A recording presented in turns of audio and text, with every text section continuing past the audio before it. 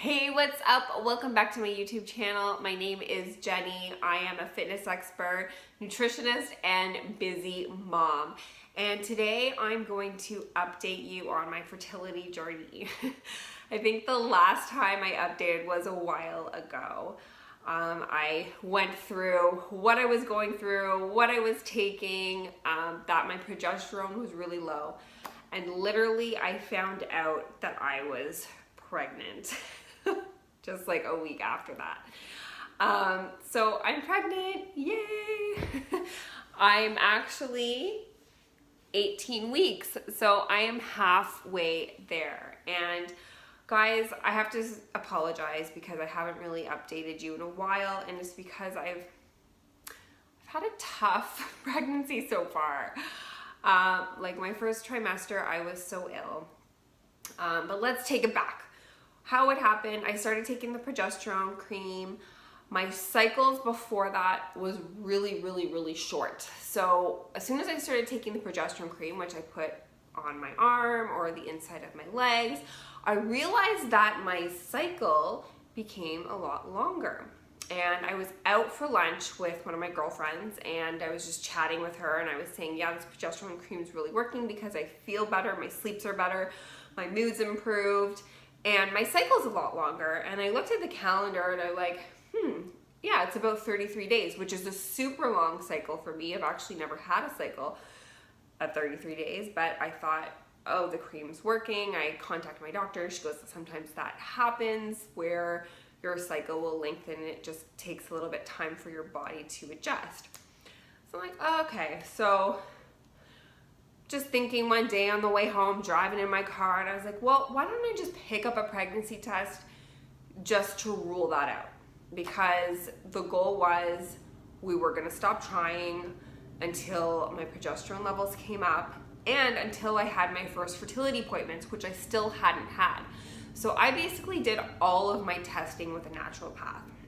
I paid for it myself because I didn't want to wait that long to get into a fertility clinic and not do anything about it. So I still had my appointments at the fertility clinic, which they were gonna probably do all the testing and probably more.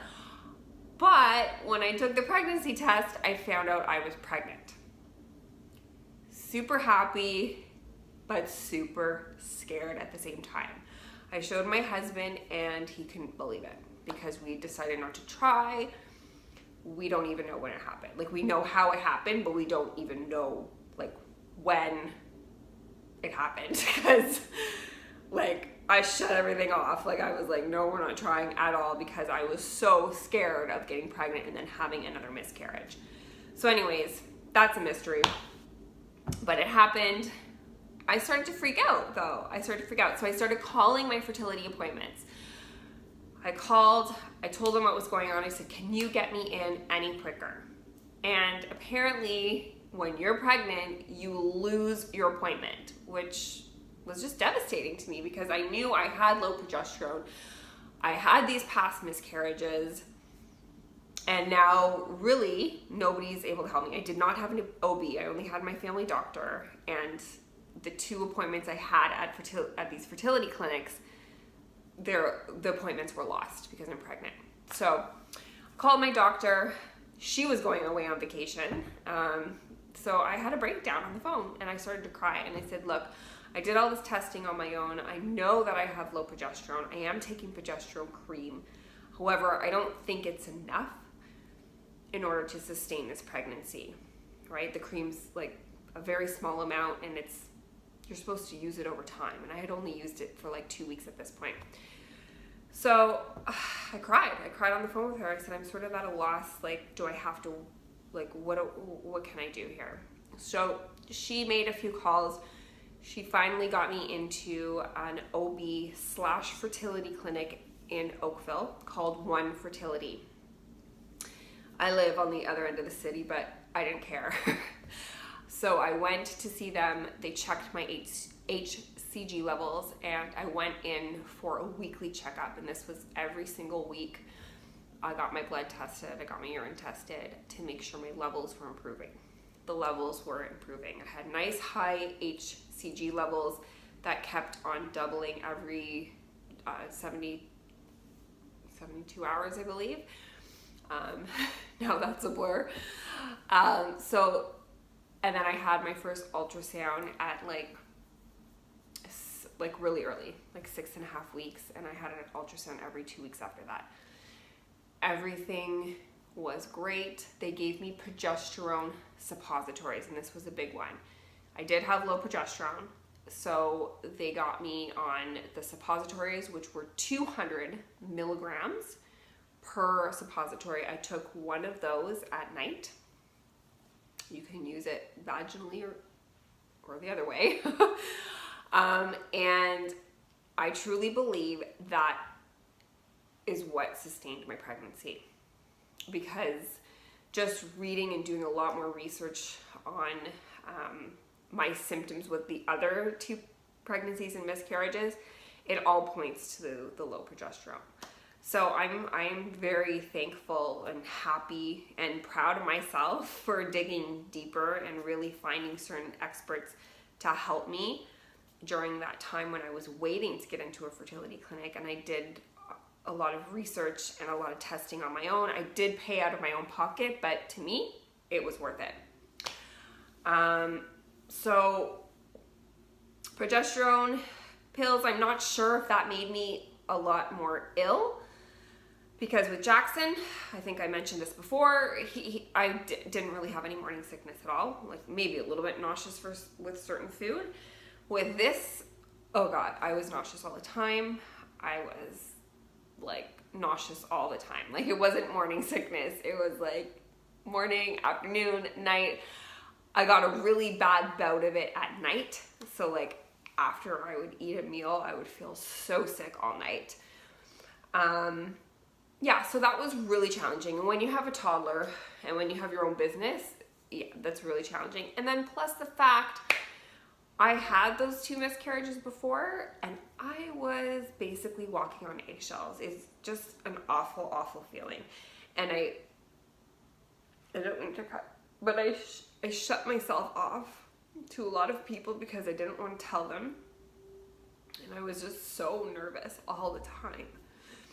And the only thing that made me feel better was my appointments that would give me good news. The nurse would call saying my HCG levels improved, or that we saw something in the ultrasound that was doing well.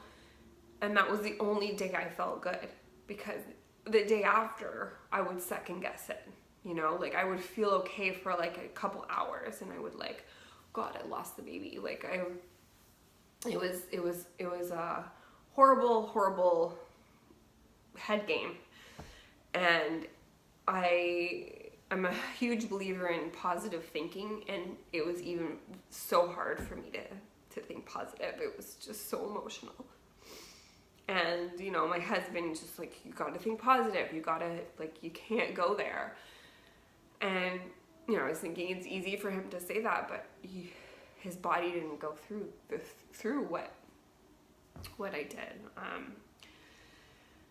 But, you know, we got to the 12-week mark. The baby was showing, like, the baby's actually 6 days ahead. I don't know if that has anything to do with the progesterone or not, but I stopped the progesterone at 13 weeks. I graduated from the fertility clinic, and now I'm at an OB in the East End. So we're keeping track, and I see her once a month. So I'm 18 weeks now. Everything looks good. I'm so thankful and so happy, and I'm feeling more human now. I'm feeling a lot more human now. I did get a cold last week because my son brought a little virus home, but I'm getting over that, and feeling the little flutters which makes everything feel so real. I think one of the biggest struggles with women that have been through a miscarriage is that you really stop yourself from connecting with the baby because you're so scared that you're going to go through another loss. So for me to feel little flutters and little movements is really reassuring. I'm not going to lie, there's days where I'm still like, you know, wondering if it's really real. We had an OB appointment last week, and she took like 5 seconds to find the heartbeat, because I guess the baby at this stage is moving around, and her face was like trying to find it, and I was staring at her face, and I was like, oh my God, I almost threw up. And I told my husband after, like, why did it take so long? And he said it only took a couple seconds, but for me it felt like an eternity, because again, I was like so fearful of some bad news, right? So anyways, you know, as I approach midway, I'm getting more confident and happy, and I'm finally connecting with the baby, and I've committed to taking a prenatal yoga class and maybe some meditation class to help with my anxiety that comes and goes. Not gonna lie, it's not all peachy right now. But in terms of, you know, how I'm doing, I'm finally getting back to my workouts. The one big symptom that I have right now is just congestion, like nasal congestion at night. I had the same thing with Jackson, and, you know, tired. I'm not as tired as I was with those 2 pregnancies that I had that ended in miscarriage, and I wasn't as tired as I was with Jackson, because I think I was on those supplements for so long, and I was taking extra iron, which my body really needed because I had low iron. So I think that has really, really helped with